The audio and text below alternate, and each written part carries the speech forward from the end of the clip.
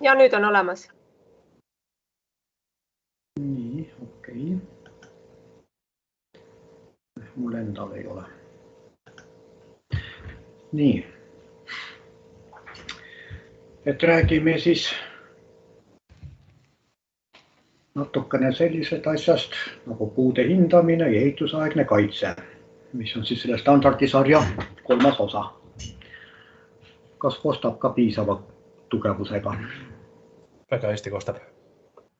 Tänan. Nii, et selle standardi tiitelleht on siis selline. Et kes asjaga rohkem kursis on, teavad, et seda standardi osa on teab kui palju aastaid juba korra peaaegu valmis tehtud ja siis kauaks seisma jäänud.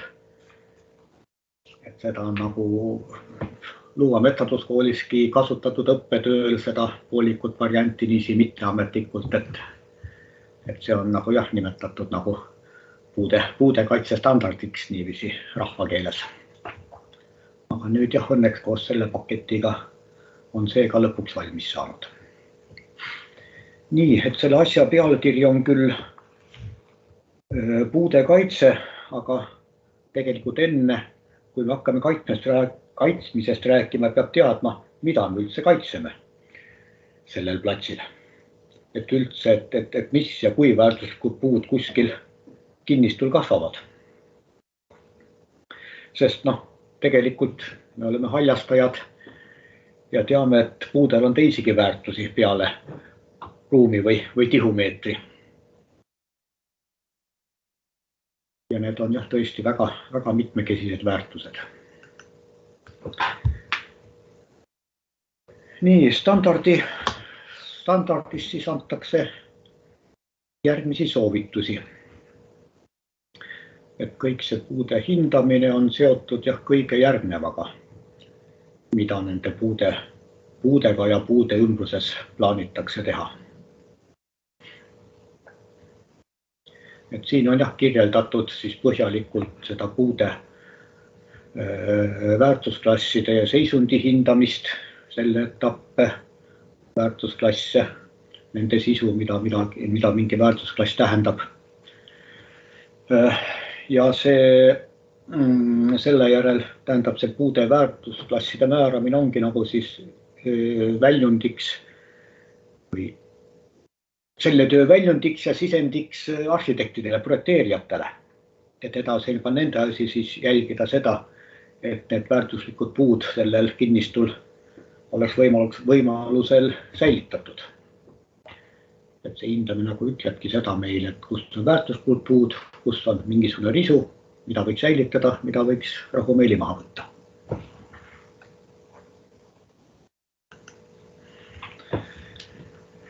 Et kes on ringi liikud, on kindlasti näinud sarnaseid asju.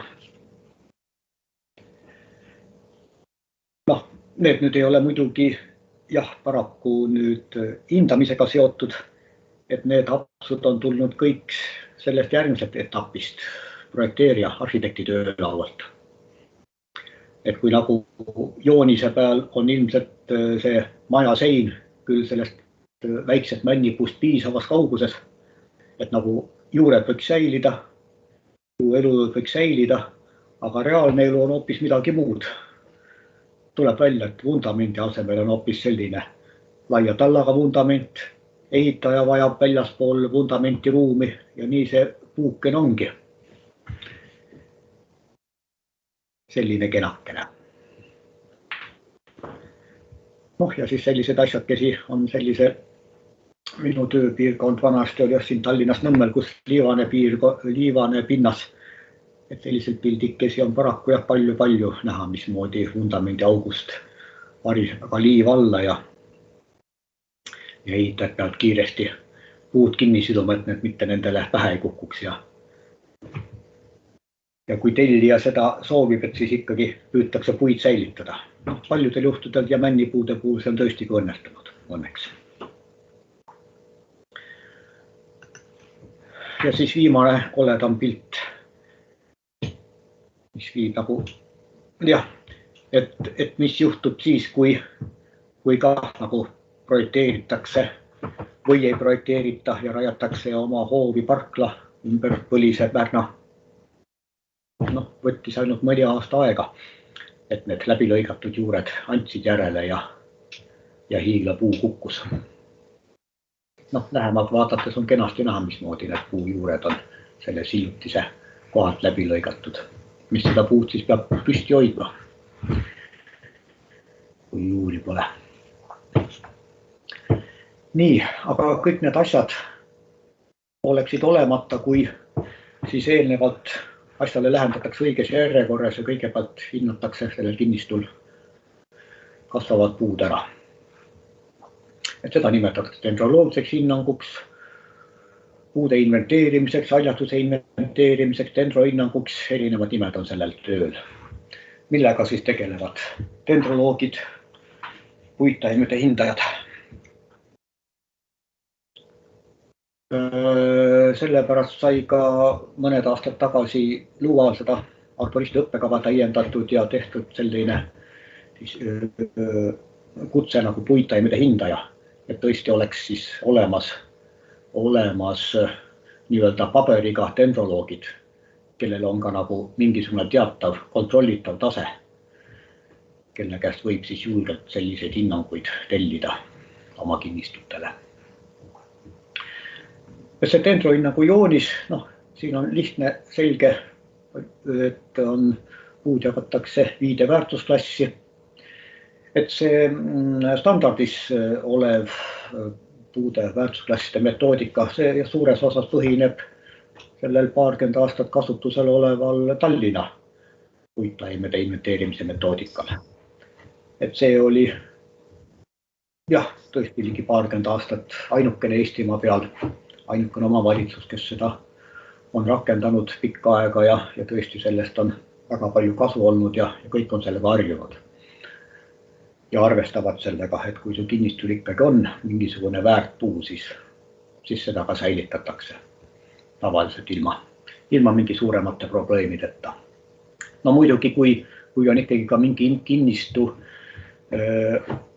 elamuehituseks ette nähtud, siis sinna tõesti peab saama maja ehitada, ei ole teist võimalust. Ja siis muidugi on ju tõesti ka väärtuslikke puid maha võetud. Omanikel on ikkagi õigus oma kinnistul toimetada. Aga siis sellisel juhul on need maha võetud väärtpuud ka kõik asendatud suure hulga uue noore haljastusega. Mõnedes omavalitsuses on ka Tallinna lähedal rakendatud seda Tallinnas kehtivat korda seni. Aga nüüd on õnneks olemas selline standardisse asi kirjas, mida võib rahumeeli üle Eesti kasutada. Et üks omavalitsus ei tohiks teise omavalitsuse õigusakte omal rakendada. Nii, et see joonis näitab nagu ära, et punane on esimese väärtusklassi puu, väga väärtuslik, mis peab kindlasti säilitama. Sinine on teine väärtusklass, peaks säilitama. Roheline on 3, seda tuleb siis võimaluse säilitada. Kollane on 4. väärtusklass, mida võib säilitada kui sellist ökoloogilist puistut või võsa. Et rohelus ei on, otseselt ohtlik ei ole. Ja pruun on siis 5. väärtusklass, mis on siis kas kuivanud, ohtlikud, mädad, mis oleks mõistlik maha võtta. See näiteks on 5. väärtusklassis sellepärast, et ta on kasvanud selle 1. väärtusklassi puu võrasse. Ilmselt võib üks põhjus see olla. Ma seda tagamaad ja praegu ei tea.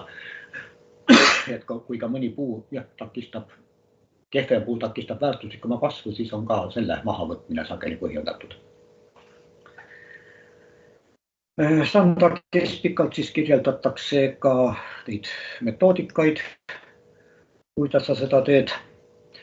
Lausa niivisi praktiku poole pealt on väga tore artikkel ilmunud Eesti parkide almanahis number 4. On selline almanahide sari ilmunud, et kes ei ole lugenud, tasuks veel soetada endale. Ole Vaabner, meie tuntum dendroloog, on juttu siia kirjutanud, kuidas nagu objektiivselt seda asja nagu reaalselt tehakse. Üksinda või kahekesi, mida mis järjekorras sa teed, et töö kõige kiiremini sujuks. Aga kõik need koledad eelmised pildid oleks olemata, kui tuletataks meelde lihtsalt koolitarkust, ilmselt on seda koolis õpetatud, ma ka muidugi ei mäleta, et kui suured on puul tegelikult juured, kui kaugel ulatuvad puu juured, mis teda toidavad ja teda püsti hoiavad.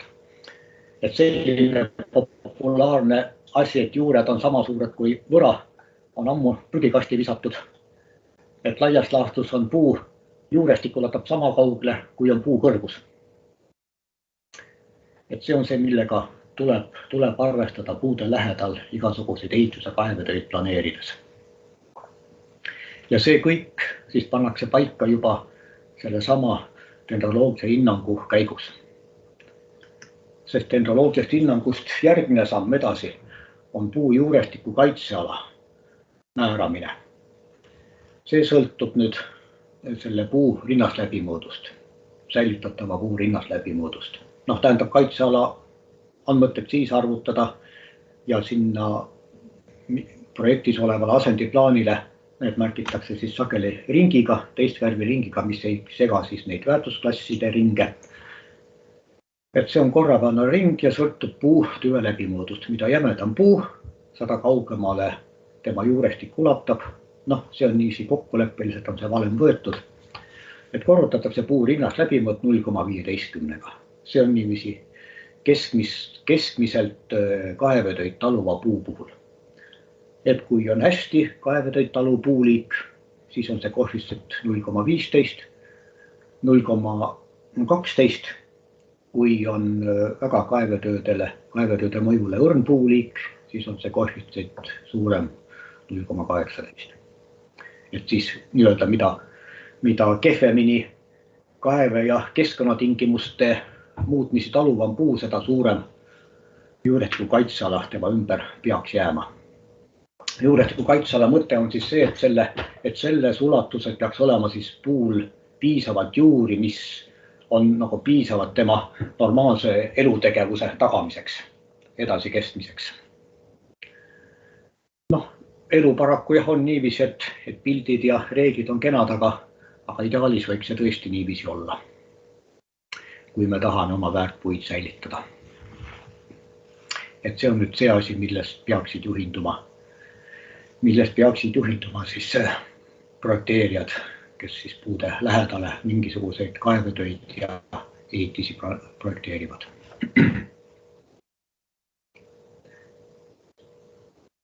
Et kõige lihtsam on selline asi puudele võimalikult suures ulatuses siis aed ümber panna. Kõige odavam. Ei oleks vaja sellisel juhul, kui on tagatud, et puu tüve juures puu võra all ei liigu mingi tehnika, mis võiks selle tüvekoort kahjustada või alumisi oksi vigastada kopaga, kui sa kaevad, kopp tõuseb ju kõrgele. Et siis täiesti piisab sellisest aedadest teisaldatavad, korduvkasutatavad.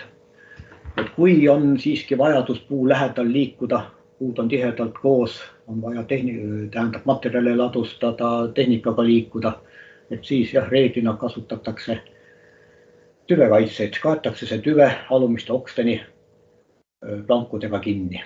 Need peaks olema tõesti sellised paigaldatud, et nad iga väikse kopsuga sealt laiali ei pudene. Ja samas nad ei tohi ka puud kahjustada. Et näete, et siin laudade ülemise otsal on pehmendus vahel, need lauateravad otsad ei kahjustaks puud. Samuti altpoolt peaks nad olema nagu seelikuna ümber puutüve. Sest need laua otsad, kui lauad tõmmata nagu vastu tüve tihedasti, siis nad kahjustavad altpoolt uljuvad koort ja kahjustavad ka seda juurekaela, kui need laudade alumised otsad vastu tüve tõmmata. Muidugi on palju juhendeid ka sellest, et pannakse autorehvid ümber tüve ja sinna siis lauad peale või keeratakse, pannakse mineraalvati kihid ümber tüve ja siis need lauad sinna peale tõmmatakse lintidega kinni või keeratakse mingisugune see pehme drenaasivoolik sinna spiraalis ümber ja lauad peale. Et igal juhul ei tohi see tüvekaitse kahjustada tüve. nimigi ütleb seda, et ta peaks ju kaitsma. Et siis ei oleks jah selliseid hooletuid, kaugelt vaatada süütuid materjali ladestamisi, aga kui need plokid siit ära pärast võtta, siis on juba praegu näha, et see tüvi on kõvasti kahjustatud. Aga muidugi sageli, kes on ehitusfirmadega, ehitajatega suhelnud objekti peal, et see asi võib küll olla selle projekti koostaja poolt seletuskirja sisse kirjutatud, need puudest kaitsemeetmed. Sageli võetakse copy-paste standardist või kuskilt mujalt dokumentidest, kes on kuskilt leidnud midagi. Aga sageli loeb seda projekti ainult võib-olla peatöövõtja, keegi spetsialist. Alltöövõtjad, need ei tea sellest midagi ja kui ei ole otseselt neil nõutud, et enne kui te tehnikaga objektile tulete, kaitseda tüved ära, vähemalt tüved, siis ka seda ei tehta. Et kust võetakse aeg ja see materjal. Teine asi on võimalik ka täiesti, kui on puu all, laia võraga puu, alumised oksad võivad ohustatud saada. Kui nad on mingit moodi võimalik neid painutada, saab täitsa vabalt neid ka üles tõsta, kui on väärpuu ja teame eelnevast, et iga elus oksalõikus on puule kaotus ja vigastus, et kõike seda peaks vältima, eriti väärtpuudel. Et siis tuleb nad üritada eest ära painutada ära lõikamise asemel. Täiesti lihtsalt teostatav. Ja veel seoses juurtega, kui juhtub ikka nii, et tõesti kaevetööd mingil põhjusel liiv variseb, juured järjest paljanduvad, saavad päikse ja tuule kätte, siis vähemalt võiks nüüd selle eest kaitsta.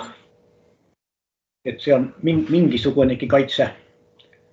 Ideaalis muidugi peaks hoopiski sinna ehitama nagu väiksed saalungid ette ja kõik selle paljandunud juurte ümbruse märja pinnasega turbaga ära katma ja seda kogu aeg niiskena hoidma, et juured ära ei kuivaks. Õnneks on viimasel aega selliseid asju olnud, et tõepoolest tehakse. Tehakse vabatahtlikult, tehakse siis, kui väga suur kisa tuleb.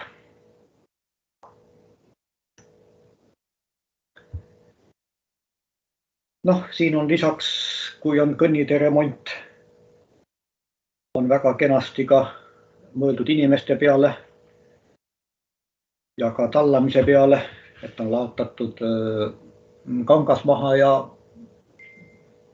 ei tallata muruporiseks ega ei trampita maapinda.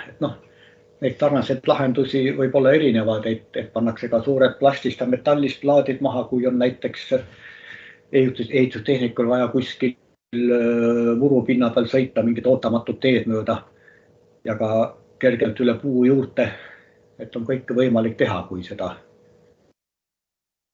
õigel ajal ette planeerida. Ja muidugi, kui objektijuht või kui tellija seda nõuab.